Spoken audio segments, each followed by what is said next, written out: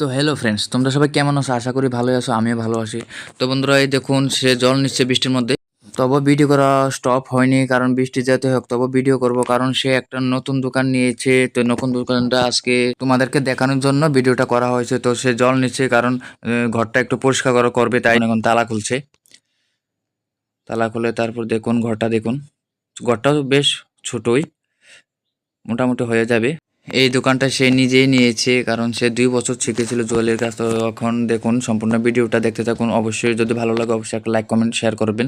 ঘরটা এখন পরিষ্কার করছে জল দিয়ে, এবং কালকে প্লাস্টার করেছিল তাই একটু জল খাওয়াচ্ছে। তো এখন ঝাড়ু দিয়ে পরিষ্কার করছে, দেখুন। আহা গো সোনা গো, আমার কি কষ্ট।